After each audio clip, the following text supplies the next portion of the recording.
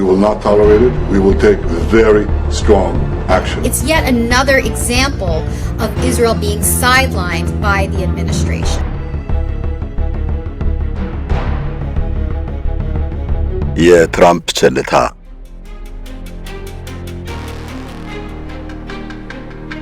ውድ የሳሎን ቲዩብ ቤተሰባችን በማይታመን ቅናሽ ታላቅ የሽያጭ ፕሮግራም ከጊፍት ሪል ስቴት ነው። ቤት እንድገዛ ግን ያስገደደኝ ራሱ የሚሰራውን ስራ በማየት ፈልጌ ነው። ራሴ ከደንበኞች በቀረበለት ጥያቄ መሰረት ለሁለተኛ ጊዜ በ85000 ካሬ ላይ ባረፈው ሁሉንም በአንድ ባካተተው ውብ የመኖሪያ መንደር ውስጥ በተለያየ የካሬ አማራጭ ለ5 ቀን የሚቆይ የሽያጭ ቅናሽ ዘመቻ ማዘጋጀቱን በደስታ ይገልጻል። እና ከጊፍት ሲገዙ ምንም እንደማያፍሩ ተጠይቀው ለ4 ዓመታት ብዙዎችን የቤት ባለቤት ያደረገው ጊፍት ሪል ስቴት አሁን ደግሞ አራተኛ መንደሩን በመሃል አዲስ አበባ በለጋር ነው ብሏል። አፓርታማ ቤቶችንና የንግድ ሱቆችን በዝቅተኛ ዋጋ ይክሱ። የአፓርታማ ቤቶች የካሬ አማራጭ ባለ 1 መኝታ 65 ካሬ፣ ባለ 2 መኝታ 108 እና 141 ካሬ እንዲሁም ባለ 3 መኝታ 164 ካሬ ናቸው። በዚህ ቦታ ላይ በአጭርና በረጅም ጊዜ የሚያስረክባቸው አፓርትመንቶችና የንግድ ሱቆች ላይ በ5% ቅድመ ክፍያ 20 እስከ 30% የቤቱን ዋጋ ድርጅቱ ይሸፍንሎታል። በ85000 ካሬ ላይ ባረፈው ውብ መንደር ውስጥ 23000 ካሬ የሚሸፍን የራሱ ሰፊ መናፈሻ፣ የራሱ ትምህርት ቤት፣ የራሱ የጤና ተቋም አለው። 40/60 የባንክ ብድርም ተመቻችቷል። ሙሉ በሙሉ በኢትዮጵያ ብር ነው የሚከፈለው። በረጅም ጊዜ ከፍለው የሚያጠናቅቁበት ሁኔታም ተመቻችቷል። ፍላጎቱ ኢንቨስትመንትም ከሆነ በአጭር ጊዜ ትርፋማ ይሆናሉ። ለመመዝገብ ይፍጠኑ። ለተጨማሪ መረጃም ይደውሉ በ0909 04 0060 ወይ በ0993 62 05 03 አሁኑኑ ይደውሉ። ጊፍት ሪል ስቴት። Gaza has been under a total blockade of food, fuel, shelter and medicine since March. የእስራኤል ጦር ጋዛ ሰርጥን ከቦ ምንም አይነት እርዳታ እንዳይገባ ከከለከለ 10 ወራት ተቆጥሯል። በዚህም ሳቢያ በሰርጡ የሚላስ የሚቀመስ ተመናምኗል። ህሙማን መድኃኒት ሊያገኙ አልቻሉም። የተባበሩት መንግስታት ድርጅት ከበባው ሊነሳ እንደሚገባ በተደጋጋሚ ቢያሳስብም የእስራኤል መንግስት ግን ጦሩ ፈጽሞ ለማንቀሳቀስ ሳይፈቅድ ቆይቷል። ሆኖም ከቀረ የዘገየ ይሻላል ነውና ረሃብ እንዳይጠና በማለት የተመጠነ ምግብ እንዲገባ ለመፍቀድ ተስማምቷል። የጠቅላይ ሚኒስትር ቤንያሚን ኔታንያሁ ጽሕፈት ቤት ባወጣው መግለጫ ክልከላው እንዲላላ የተደረገው የእስራኤል ጦር በሰጠው ምክር መሆኑን አስታውቋል። በዚያ ላይ ጦሩ ሐማስን ለማጥፋት በጋዛ ሰርጥ የጀመረው መጠነ ሰፊ ዘመቻ ሊያስከትል የሚችለውን መከራ ለመቀነስ እንደሚያግዝ ጠቅሷል። ለህዝቡ ብቻ የሚበቃ እህል ወደ ጋዛ ቢገባም በሐማስ አማካይነት ጨርሶ እንደማይሰራጭ ገልጿል። የእስራኤል ጦር ሐማስ የመሸገባቸውና ታጋቾችን የሸሸገባቸው የተባሉ ይዞታዎችን እየቀጠቀጠ ነው። ሰላማዊ ሰዎች ይገለገሉባቸዋል የሚባሉ የሕክምና ማዕከላትን የመሳሰሉ ተቋማት እንኳ ዱሎ አልቀረላቸውም። በመቶዎች የሚቆጠሩ ሰዎችም እየረገፉ ነው። ጦሩ በኃይል በተቆጣጠረው የምዕራባዊ ዮርዳኖስ ወንዝ ዳርቻ ግዛት ሄብሮንና ቤተልሔም ከተማ ውስጥም ዘመቻ ጀምሯል። የእስራኤል መንግስት ይህን ግዳጅ ለሰራዊቱ የሰጠው ከሳምንት በፊት ነው። ከሐማስ ጋር ከመደራደር ይልቅ ሙሉ ለሙሉ ማጥፋቱ ይበጃል የሚል ነው የእስራኤል ባለስልጣናት ውሳኔ። ይሁንና ባለፈው ሳምንት የአሜሪካው ፕሬዝዳንት ዶናልድ ትራምፕ የባሕረ ሰላጤውን ሀገራት እየጎበኙ ስለነበር እንዲዘገይ ተደርጓል።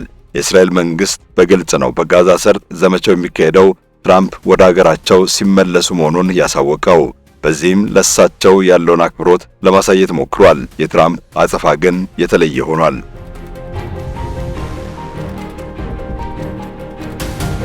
ጸሐፊው በትረ ሙሳ እንደሚጠቅሰው የአሜሪካ መሪዎች ወደ ባሕረ ሰላጤው ቀጠና ከተጓዙ እስራኤልን ሳይረግጡ አይመለሱም።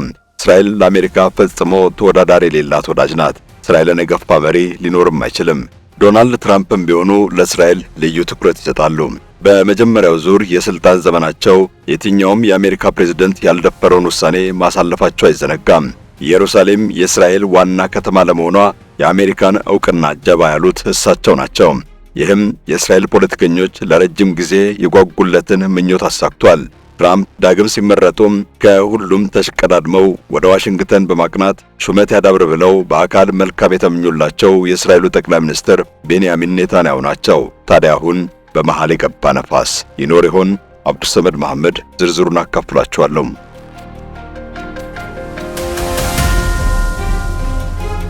በ3 ቀናት 3 ሀገራትን ነው ዶናልድ ትራምፕ የጎበኙት። በቢሊዮን ዶላር የሚሰላ መዋዕለ ንዋይ ወደ ሀገራቸው እንደሚፈስ ቃል ተገብቶላቸዋል። የአሜሪካ መንግስት በመካከለኛው ምስራቅ የሚከተለውን ቀጠናዊ ፖለቲካ መቀየሩም ተወስቷል። ትራምፕ በአቡነ ፍራንሲስ ሥርዓተ ቀብር ላይ ለመገኘት ለአፍታ ከአሜሪካ ወጡ እንጂ ቀድመው ለመብረር ያቀዱት ወደ መካከለኛው ምስራቅ ነው። በእርግጥም ይሄ የመጀመሪያ ይፋዊ ጉዟቸው እንደሆነ ተመዝግቧል። ሳዑዲ አረቢያ፣ የተባበረችው አረብ ኤምሬትና ቃጣርን ጎብኝተዋል። ደስተኛም መስለው ታይተዋል። ለሀገራቸው አያሌ ገንዘብን ያስገኙት የገዛ ሀገራቸውን ፖለቲከኞች ወርፈው የባሕረ ሰላጤውን መሪዎች አቆለባብሰዋል። ሪያድ ውስጥ በተካሄደ የመሪዎች የኢንቨስትመንት ጉባኤ ላይ ትራምፕ ባደረጉት ንግግር አሜሪካ በሌሎች ሀገራት ጉዳይ ጣልቃ እንደማትገባ ምለዋል። ከሳቸው በፊት የነበሩ መሪዎች በኢራቅና አፍጋኒስታን ያደረሱትን ጥፋት ኮንነው የአረብ ሀገራት ፖለቲከኞች በራሳቸው ጥረት እድገት እንዳመጡም ነው የመሰከሩት። ይህ ለውጥ በምዕራባውያን መንግስታት ድጋፍና በባለሙያዎቻቸው አማካሪነት የመጣ እንዳልሆነ ጠቅሰዋል። ይልቁንም የአገር ልጅ ውጥንና ልፋት ትሩፋት ነው ብለዋል። አገር እንገነባለን ያሉ የቀደሙ መሪዎች በመካከለኛው ምስራቅ ሲንዱ እንደታዩ አንስተዋል። የተወሳሰበ የኑሮ ዘይቤ ወዳለው ማህበረሰብ ጣልቃ ገብተው ባልተረዱት ነገር ላይ ሲፈተፍቱ እንደቆዩ ማውስተው አብጠልጥለዋቸዋል። ይልቅ የአገሩን ሰርዴ በአገሩ በሬ እንደሚባለው ሪያድና አቡዳቢን መሰል ከተሞች በተወላጆቹ ምን ያክል እንዳማረባቸው ተንትነዋል።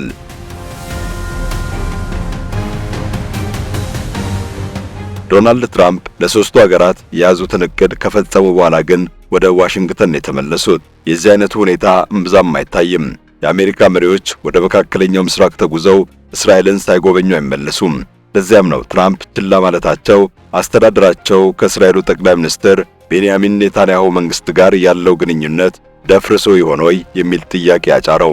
ለዚህ ማሳያ እንደሆኑ የተገመቱ ጉዳዮችም እየተነሱ ነው። የአሜሪካ መንግስት የእስራኤል ጎባን ከምትባለው ኢራን ባለስልጣናት ጋር በተናጠል እየተደራደረ ነው። እስራኤልን አምርሮ በሚጠላው የየመኑ አንሳሩላ ወይም ሁቲ ታጣቂ ቡድን ላይ ሲካሄድ የቆየው የአየር ጥቃት እንዲቋረጥም አዟል።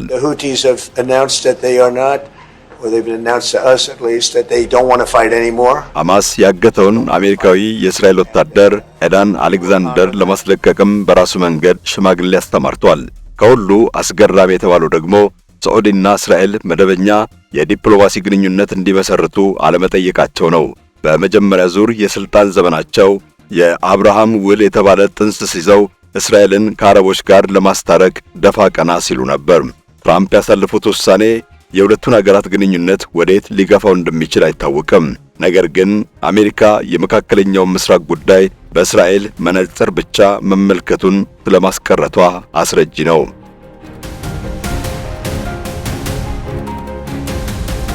ቤንያሚን ኔታንያሁ እስራኤል ከፍልስጤሞች ጋር ስምምነት መፈረሟን እየተቃወሙ ወደ ፖለቲካ ስልጣን የተንደረደሩት ሰው በብዙ ሀያሲያን ግምገማ የመካከለኛው ምስራቅ የሰላም ጅማሮና ጥረት እንዳያንሰራራ ዋና እንቅፋት ናቸው ተብለው ተተችተዋል። እስራኤል ተጠቃች ብሎ ጨካኝና አይምሬ የበቀል እርምጃ የመውሰድ ፖሊሲ ስለሚከተሉ ከአረቦችና ከኢራን ጋር ብቻ ሳይሆን እንደ አሜሪካ ካሉ ወዳጆች ጋርም ለመጣላት የማይመለሱ ደረቅ ፖለቲከኛ መሆናቸው ይነገራል። የኦስሎን የሰላም ስምምነት እርሳቸውም ሆኑ ፓርቲያቸው ሊኩድ ይቃወሙታል። ፍልስጤምን እንደ ሀገር መቀበል ፈጽሞ አይፈልጉም። ይሁንና ስልጣን እንደጨበጡ በፍጥነት ስምምነቱን ቀደው መጣል አልቻሉም። ቢቢ ከፍልስጤሞች ጋር ድርድር የሚኖረው የኦስሎ የሰላም ስምምነት ሲቀየር ነው እስከ ማለት መድረሳቸውም ይወሳል። ይህንንም በቀላሉ አልፈጸሙትም። ቤንያሚን ኔታንያሁ ከያሲር አራፋት ጋር እንዲደራደሩ ሲጠየቁ ብዙ አንገራግረዋል። የያሲር አራፋትን እጅ ብጨብጥ አባቴ ይቆጣኛል በማለት እስከዛሬም መሳቂያ ያደረጋቸውን ቃል ሲወረውሩ ተደምጠዋል። ይሁን እንጂ በጊዜው ከፍልስጤሞች ጋር የተጀመረውን የኦስሎ የሰላም ስምምነት ከመቀበልና ወደ ተግባር ከመለወጥ የተለየ አማራጭ አላገኙም። ወዳጅም ጠላትም መፈናፈኛ ስላሳጣቸው ስምምነቱን ገሸሽ ማድረግ አልቻሉም። እንደውም የኦስሎን የሰላም ስምምነት 2/3 የእስራኤል ሕዝብ እንደሚቀበለውና በመላ ዓለም እንደሚደገፍ ለማመን የተገደዱት ራሳቸውም ስምምነቱን የተቀበሉበትን ሁለት ምክንያት አቀረቡ። አንደኛው ያሲር አራፋት ስለሚደግፉት ነው አሉ። በሁለተኛነት ደግሞ እስራኤላውያን የሚከፍሉትን ዋጋ መቀነሱ ነው። መሐላቸውም የእስራኤላውያን ስቃይ ዝቅ ማድረግ ሆነ። እንዲህ ብለው ተነስተው ቀስ በቀስ ስምምነቱን ለመግደል አሴሩ። ቢቢ በተመረጡ በአንድ ወር ልዩነት 1996 በጠባ በስድስተኛው ቀን አሜሪካን ጎበኙ። በዋይት ሃውስ ቤተ መንግሥት ከፕሬዝደንት ቢል ክሊንተን ጋር ተገናኙ። ክሊንተን ብዙ የተለፋበት የኦስሎ የሰላም ስምምነት ተግባራዊነት እንዲቀጥል ያላቸውን ፍላጎት ለቢቢ ገለጹላቸው። ለጥቀው ደግሞ የያሲር አራፋት ጋር በቀጥታ ተገናኝተው የሰላም ስምምነቱን እንዲፈጽሙ መከሯቸው። የክሊንተንን አቋም ያደመጡት ቢቢ ግን የእስራኤልን ጥብቅ ወዳጅ አገር አሜሪካን መሪ ማስቀየሙን የመረጡት። ወዳጄ ክሊንተን ሆይ ስለ መካከለኛው ምስራቅ ተጨባጭ ሁኔታ ላስረዳ እፈልጋለሁ ብለው ረጅም ዲስኩር ጀመሩ። ስለ መካከለኛው ምስራቅ በንባብም በልምድም ሆነ በእውቀት ብዙ ለሚበልጧቸው በሳሉ ክሊንተን የባጤ ቆጡን ተነተኑ። ከፍልስጤሞችም ሆነ ከአረቦች ጋር አብሮ መኖር የሚቻለው እሳቸው በመረጡት መንገድ ብቻ እንደሚሆን ያቀዱትን ሰፊ ሐሳብ ዘረዘሩ። ለመናገር እንጂ ለማድመጥ ምንም ፍላጎት የሌላቸው ቢቢ ከክሊንተን ጋር ንትርክ እስኪፈጠር ድረስ አዳምጠኝ እንጂ እያሉ የማያቋርጥ ዲስኩራቸውን አሰሙ። ስለ መካከለኛው ምስራቅ፣ ስለ ሰላም፣ ስለ ሽብርም ሆነ ስለ እስራኤሎችና አረቦች ግንኙነት እሳቸው የሚናገሩት ብቻ ትክክል መሆኑን የሚያመለክቱ ነጥቦችን አቀረቡ። የዛን ዕለቱ የሁለቱ መሪዎች ውይይት በጩኸትና ቁጣ ጭምር የተሞላ እንደነበር የዋይት ሃውስ ሰዎች መስክረዋል። ክሊንተን በሁኔታው ግራ ተጋቡ። በግላቸው ጭምር ብዙ የለፉበት የመካከለኛው ምስራቅ የረጅም ዘመን ቀውስ መፍቻ ተስፋ የተባለው የኦስሎ የሰላም ስምምነት ከባድ ፈተና እንደተጋረጠበት ተረዱ። ከቢቢ ጋር ጠብ በመፍጠር ችግሩን ማባባስ አልፈለጉም። እንደምንም ሐሳባቸውን እንዲፈጽሙላቸው ለማግባባት ሞከሩ። ቢቢ ከያሲር አራፋት ጋር እንዲገናኙና የሰላም ስምምነቱን እንዲያስቀጥሉ ቃል አስገብተው ውይይቱን ቋጩት።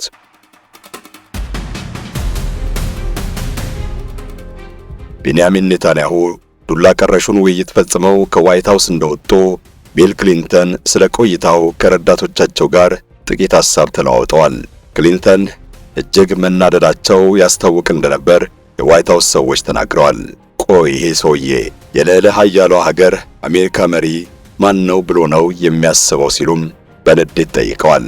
የቢቢ ሁሉን አውቃለሁ ባይነት ብቻ ሳይሆን እኔም ምልህን አድምጠኝ ማለታቸው ለክሊንተን ፍጹም አልተዋጠላቸውም።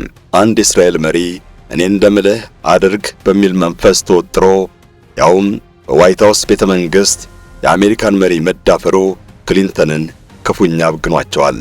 ኔታንያሁ የአሜሪካ መሪዎችን መዳፈሩን ግን በክሊንተን አላቆሙም።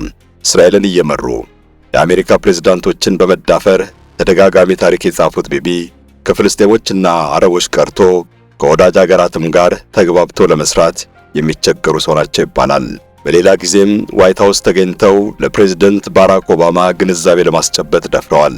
በአሜሪካ የሕግ መወሰኛ ምክር ቤት ቀርበውም የኦባማን አስተዳደር አስቆሙት በማለት የተቃውሞ ቅስቀሳ እስከ ማድረግ ደርሰዋል። በተባበሩት መንግስታት ድርጅት መድረክ ላይ ተገኝተው ስለ ኢራን ኒውክሌር የማብላላት አቅም ለዓለም መሪዎች አሁን አስቆጥር ያሉት ሰው ሰላም፣ ድርድር፣ መግባባት ወይም መደማመጥ እንደማይገባቸው ይነገራል። መላ የዓለም ማህበረሰብ እየተቃወማቸው ኢየሩሳሌም የእስራኤል ዋና ከተማ መሆኗን በተናጠል አውጀዋል። በአሜሪካው የፕሬዝደንት ዶናልድ ትራምፕ አስተዳደር ዘመን የፍልስጤሞችን መሬት ሙሉ ለሙሉ እጠቀልላለሁ በማለት ዓለምን አስፈራርተዋል። አረቦቹ በዚህ ተደናግጠው ብቻ ሳይሆን አሜሪካውያኑ የዘመኑ ምርጥ ትብብር ብለው ባመጡት ግንኙነት የማሻሻያ ስምምነት ጫና አድሮባቸው ሁኔታውን ሊያስታግሱት ሞክረዋል። በየጊዜው እየከረረ የመጣው የቢቢ አቋም ግን አልተገታም፣ የሚጠቅሙም አይደሉም። አሁን ከሐማስ ጋር የሚካሄደው የተፋፋመ ጦርነትም ቀጣይ ግቡ ጋዛ ሰርጥን መጠቅለል እንደሆነ ለዓለም እየገለጹ ነው። ጽንፈኛና ወግ አጥባቂ ፖለቲካ በማራመድ ለስልጣን የበቁት ቤንያሚን ኔታንያሁ እስራኤልን በኃይልና በጦርነት ከስጋት ቀለበት እንደሚያላቅቋት ዘወትር ይፎክራሉ። የወግ አጥባቂ ፖለቲከኞች ድጋፍ ስላላቸው ወደቁ አበቃላቸው ሲባል አፈር ልሰው እየተነሱ እስራኤልን ለረጅም ዓመታት መርተዋል። እንደ ቢቢ ያሉ ፖለቲከኞች በቅርብ ዓመታት በእስራኤል ፖለቲካ ላይ የቆዩት ሐማስ ተተናኮሰ እያሉ በሚወስዱት ያልተመጣጠነ የበቀል እርምጃና ፖለቲካዊ ድራማ በመስራት እንደሆነ ይነገራል። That is a palpable danger to Israel to the free world, and it must be prevented. ቢቢ ወደ ሰላም ከመምጣትና ከፍልስጤሞች ጋር ከመደራደር ይልቅ መካከለኛው ምስራቅን ሁሌም ስጋት ውስጥ የሚከት ጥፋት ሲያካሂዱ ነው የኖሩት። አንድ ወቅት ላይ ቤንያሚን ኔታንያሁ በድንገት በኢየሩሳሌም በቅዱሱ አልአክሳ መስጂድና በአይሁድ ግድግዳ አቅራቢያ ከተዘጋ እጅግ የቆየ ሆቴል የተባለ የዋሻ መተላለፊያ ካልከፈትኩ ብለው ተነሱ። የአካባቢው ሰዎች መተላለፊያ በማጣታቸው እንዲከፈት እንደጠየቋቸው ነው ኔታንያሁ ያሳወቁት።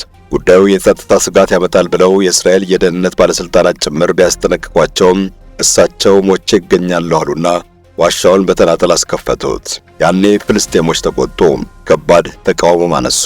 የእስራኤል ጦርም ባልታጠቁ ተቃዋሚዎች ላይ እየተኮሰ ጉዳት አደረሰ። የፍልስጤም ፖሊሶች ወገኖቻቸው እየተገደሉ ዝም ማለት አቃታቸው። ለእስራኤል ጦር ያጸፋ ተኩስ ሰጡ።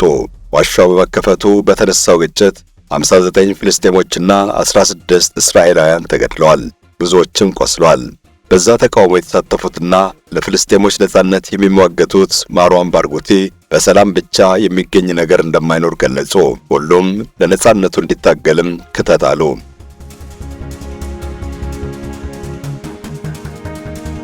የአሜሪካው ፕሬዝዳንት ቢል ክሊንተን ያሲር አራፋትና ኔታንያሁን ወደ ዋሽንግተን በአስቸኳይ እንዲደርሱ ጥሪ አስተላለፉ። የዮርዳኖሱ ንጉሥ ሁሴንም በዚሁ የሰላም ድርድር ላይ እንዲገኙ ተጋብዘዋል። ኔታንያሁ በዋሽንግተኑ ድርድር ላይ መነጫነጫቸው ይነገራል። አራፋት ነው የዚህ ሁሉ ቀውስ ምንጭ በማለት ሁሉንም ነገር ሊደፈድፉባቸው ሞክረዋል። ክሊንተን ሊያበርዷቸው እስኪቸገሩ ድረስ ነው ቢቢ የድርድሩን መንፈስ የናጡት። በዚህ ጊዜ ቁጥቡ የዮርዳኖሱ ንጉሥ ሁሴን ተነፈሱ። ወዳጄ ኔታንያሁ አንድ ቀን የይስሐቅ ራቢን ወኔና ብልሃት ላይ እንደምትደርስ ተስፋ አድርጋለሁ ብለው በሽሙጥ ገረፏቸው። It's yet another example of Israel being sidelined by the administration. የኦስሎ የሰላም ስምምነት የእስራኤል መንግስት አዲስ የሰፈራ መንደር እንዳይገነባም ይከለክላል። ኔታንያሁ ግን ይህን ግዴታ ጥሰው በ1997 ወደ ሰፈራ መርሃ ግብሩ ተመለሱ። ስራው የሰላሙን ተስፋ እንደሚያደናቅፈው ከየአቅጣጫው ቢነገራቸውም እሳቸው ኢየሩሳሌም ላይ ሰፈራ ማካሄድ ለኛ ለእስራኤላውያን ተራቅር አይደለም የሚል ቃል ነው የወጣቸው። ይህን ለማስፈጸም ቃል መግባታቸውን በማንሳት ማንም እንደፈለገ ቢቃወም ጉዳያቸው እንዳልሆነ ፍርጥም ያለ አቋማቸውን አሳዩ። የሰፈራ መርሃ ግብሩ መጀመር አዲስ የቀውስ አዙሪት ነው በመካከለኛው ምስራቅ የፈጠረው። የሽብር ጥቃት ተበራከተ። በክሊንተን አስተዳደር ከ1997 እስከ 2000 ድረስ የአሜሪካ የውጭ ጉዳይ ሚኒስትር ሆነው የሰሩት ማድሊን ኦልብራይት ወደ እስራኤል በረው እርቅ ለማውረድም ሞክረዋል። ይሁንና ትርምሱ ቀጠለ።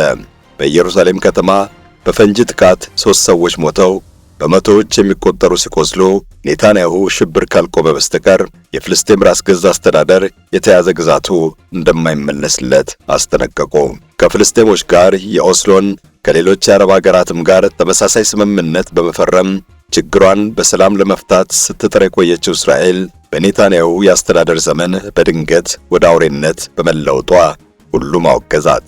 ቤንያሚን ኔታንያሁ እስራኤልን ከሽብር እጠብቃለሁ ብለው የወሰዱት እርምጃ ተከታታይ ጦስ ነው ያመጣባቸው። የኦስሎን የሰላም ስምምነት ለመቅደድ መነሳታቸው ሳያንስ ዓለም አቀፉ ማህበረሰብ የሚስማማባቸውን የግብረ ገብም ሆነ የሥነ ምግባር መርህ የሚጥስ ተግባር ልከውን ማለታቸው ከባድ ጥላቻ ተረፈላቸው። ጎረቤት ሀገራትና ፍልስጤምን ብቻ ሳይሆን የራሳቸውን ዜጎችና ወዳጅ መንግስታትንም አስቀይመዋል።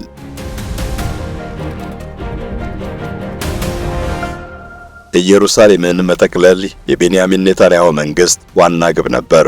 በአሜሪካ ሜሪላንድ ግዛት ዋይ በተባለ ነባር ገጠራማ የእርሻ ቦታ ላይ ሌላ ዙር ድርድር ተጀመረ። የያሲር አራፋትና የቤንያሚን ኔታንያሁ አንጋቾች በዚህ አጋጣሚ ያሳዩት መቀራረብ ታሪካዊ መሆኑ ይነገራል።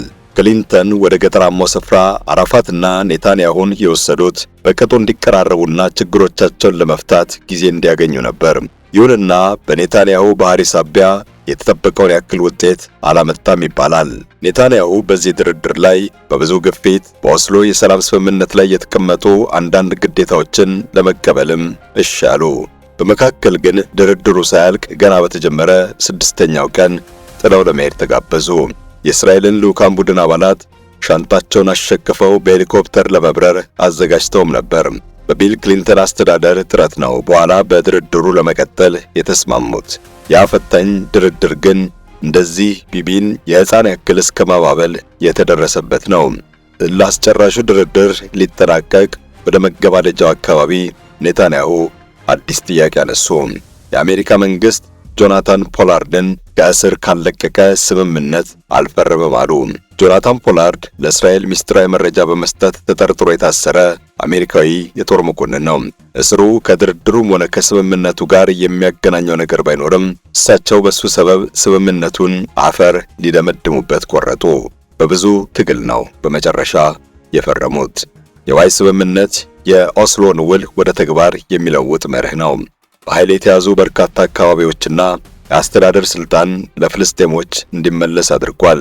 አንዳንዶች ኦስሎ 3 እያሉ የሚጠሩት ይህ ስምምነት ለእስራኤልም ትልቅ ውጤት አስገኝቶላታል።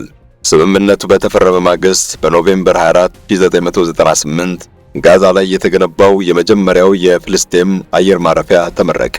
በአዲፈል አርብያ ወይም ምዕራባዊ ዮርዳኖስ ወንዝ ዳርቻ በእስራኤላውያን ተይዘው የቆየ 13 በመቶ ተጨማሪ የፍልስጤም ግዛት ተመለሰ። 750 የፍልስጤም እስረኞች እንዲለቀቁም ተወሰነ። ፍልስጤሞች በምትኩ ተዋጊዎችን ትጥቅ ሊያስፈቱ፣ ሕገወጥ የጦር መሳሪያ ዝውውርን ሊቆጣጠሩና የአካባቢውን ጸጥታ ሊጠብቁ ቃል ገቡ። በዚህ ስምምነት ማግስት መካከለኛው ምስራቅ አንጻራዊ መረጋጋት ረቦበታል። በ7 ሳምንት ልዩነትም ፍልስጤሞች ታላቁን እንግዳቸውንና ወዳጃቸውን ሊቀበሉ ሽር ጉድ ጀመሩ። በጋዛ ሰርጥና በአድበቱል አርብያ ከተሞች የቢል ክሊንተንና የያሲር አራፋት ፎቶግራፎች ተሰቀሉ። የአሜሪካ ባንዲራ ከፍልስጤማውያን ሰንደቅ ዓላማ ጎን ተውለበለበ። አንድ ቀን የፍልስጤም ሉዓላዊ መንግስት እንደሚመሰረት የሚያመላክት ተስፋ የሰፈረባቸው ሰሌዳዎችም በየቦታው ታዩ። የአሜሪካው ፕሬዝዳንት ቢል ክሊንተን በሞቀና በደመቀ አቀባበል ጋዛ ደረሱ። ይህ የሐማስ ሮኬት ወይም የሂዝቡላ ቦምብ ያስገኘው ዕድል ሳይሆን ታሪክ የማይፍቀው የያሲር አራፋት የሰላም እጅ ያመጣው ውጤት መሆኑን ማስታወስ በእጅጉ ያስፈልጋል።